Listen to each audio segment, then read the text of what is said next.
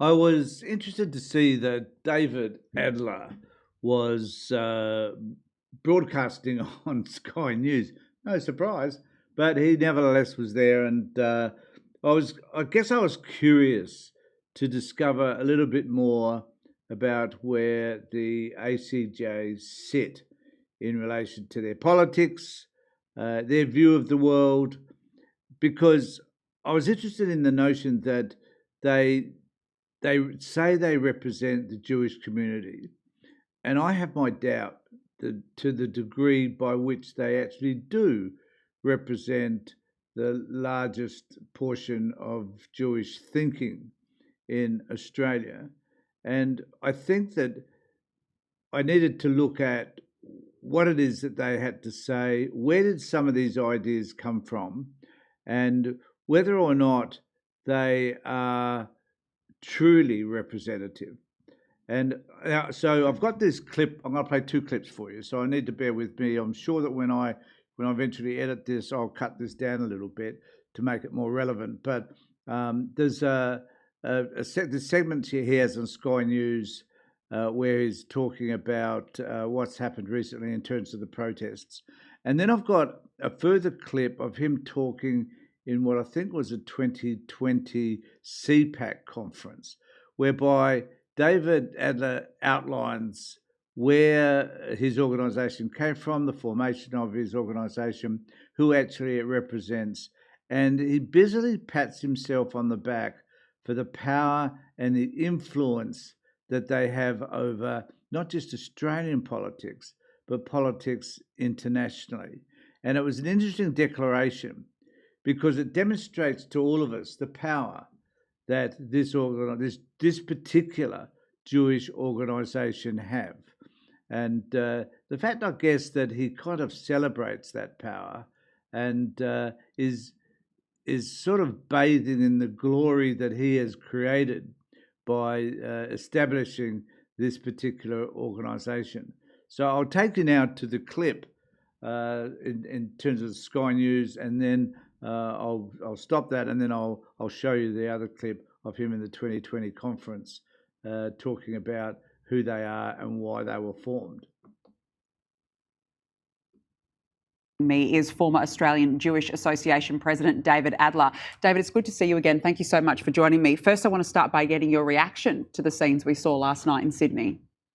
Well, it was a disgraceful display. We're supposed to have a system of law and order in this country, and the court had made a decision that there was an exclusion zone for protests. Of course, the radical activists ignored the court order and they left the police with an impossible situation. I must say that there was some rejoicing in our community to finally see a bit of pushback from the New South Wales Police, because for 2.5 years almost, there's been a lack of law enforcement when it comes to the incitement, the anti-Semitism, and we've seen the emboldenment and the dreadful incidents which have occurred. So the first thing we need to note is that, according to David, it was the incitement. So anti-Israel, pro-Palestinian marches are about inciting anti-Semitism. So I think that's the first thing that we need to note here, is that, in my view, it isn't. And it's about this age-old story that if you criticise Israel for anything that they're doing, suddenly you're anti-Semitic. So this is basically where he comes from in terms of his arguments here, and I think they're just erroneous. Right across the country, culminating in the 14th of December with the massacre at Bondi Beach. So maybe we've seen a little bit of a flicker of pushback in law enforcement, which we certainly welcome. Well, I just wonder, had that law enforcement been there on the steps of the Sydney Opera House when the Israeli flag was set alight, when "Where are the Jews" was chanted? I mean, maybe it could have changed the trajectory of what we've seen over the last 2 and a bit years. 100%, and that displays the lie that this is a reaction to what Israel has done in Gaza, because on the 9th of October 2023, when those Opera House events occurred, Israel had done nothing, hadn't it? Now, that that particular view, I think, needs to be challenged, primarily because the behaviour of Israel in terms of the West Bank and the limiting of Palestinian freedoms throughout the region, and particularly the enslaving of Palestinians in Gaza, has been an issue long before the attack on October the 7th. And there have been many demonstrations in relation to that prior to that date. Palestinians being free and the call for an intifada have been prevalent in the dialogue, in the discussions for a long, long time.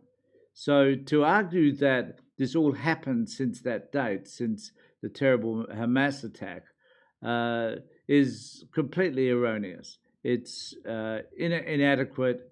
It doesn't tell us the truth. And it's also, it has, and I agree, it has escalated anti-Semitism, but the escalation of anti-Semitism has primarily come about because of the behaviour of the Israeli government. And it isn't necessarily about a dislike or a hating of Jews. It's actually about a dislike and a pushback against the IDF and their behaviour and the general behaviour of many people within Israel who see themselves as the God-ordained people who have the right to and control an area and not share it with anybody else because they see the others, that is the Palestinian people, as being inferior to themselves. This is really where it's come from. So I'll play a little bit more and then I'll go to the other video. Even prepared for its response of going into Gaza. So what were they doing? What were they writing about? It was more a celebration of the attack that Hamas was successful in against Israel, slaughtering 1,200 people, taking 251 hostage, all the devastation in the south of Israel. And no mention here of the devastation in Gaza. Completely ignoring that, doesn't give a shit about any of that. And it's just this blindness that he has towards what the IDF and the Israeli government are doing, because for whatever reason, Israel is the place in which Jews can experience at least a sense of peace, apparently, whereas they are situated all around the world. And there's lots of Jewish people in, as he says in his speech, which I'm about to play to you, but probably not that proportion of it. But he certainly says that most Jews are in the United States, and the other countries, surprisingly enough, was France. And we have, of course, some Jewish community here, some 120,000 of them.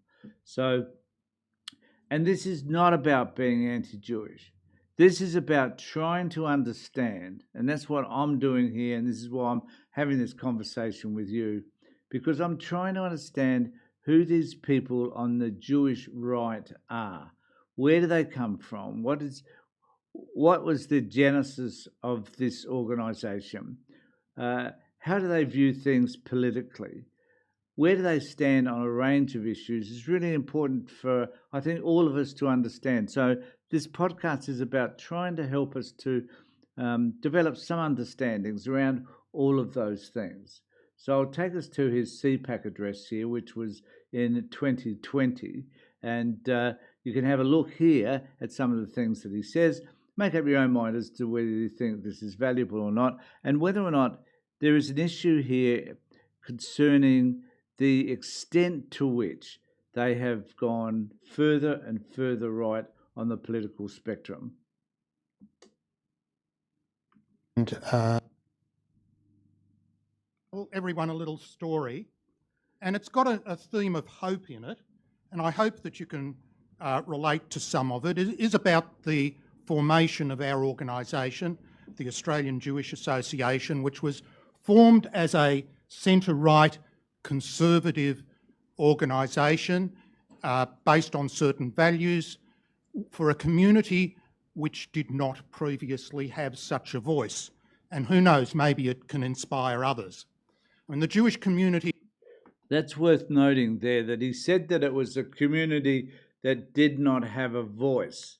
So that doesn't mean that there was a moderate voice or a left-leaning voice for the Jewish community, because my guess is that there is. And we see that today with the Orthodox Jews, who are pacifists, who disagree with what the IDF are doing.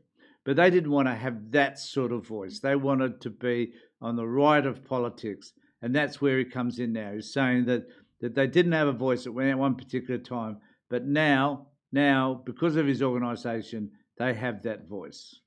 Is not immune at all to the trend that has been described here a few times of the long march of the left through the institutions, identity politics, woke causes.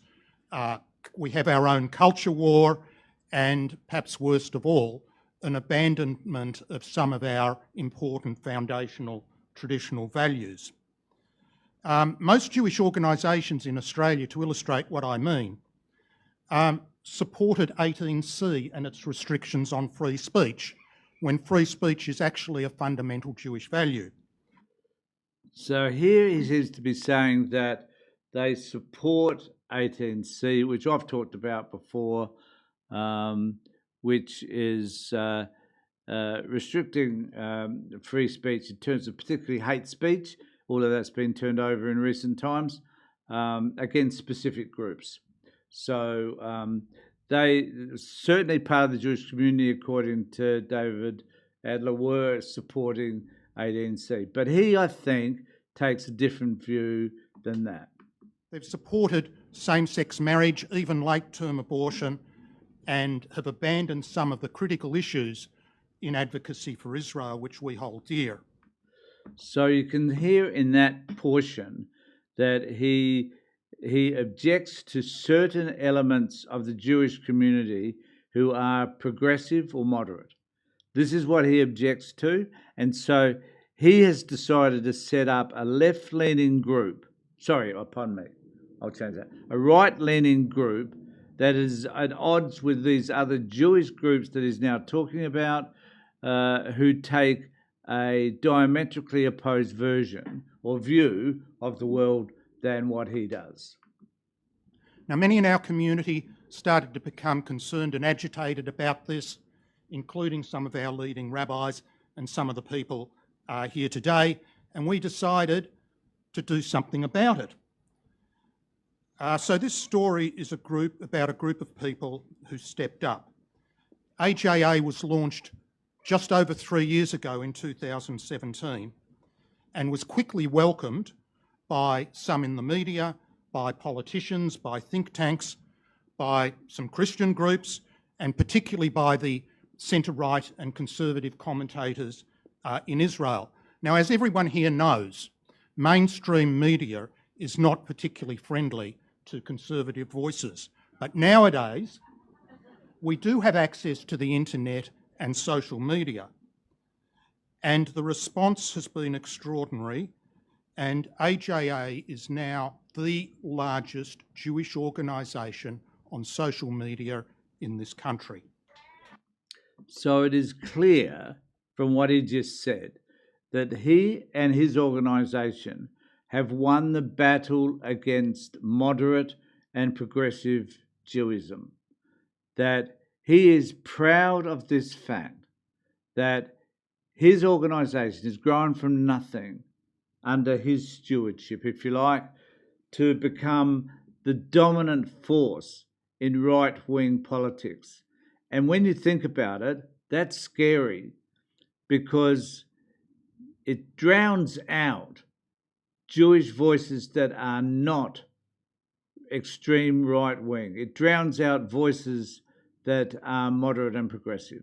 And I think we need to be mindful of this. This is a really important factor, I think, in terms of analysing who the AJA are and the power and influence that they have. And I'm a bit concerned, in fact, that other groups within the Jewish community don't have the same sort of voice that these dudes have.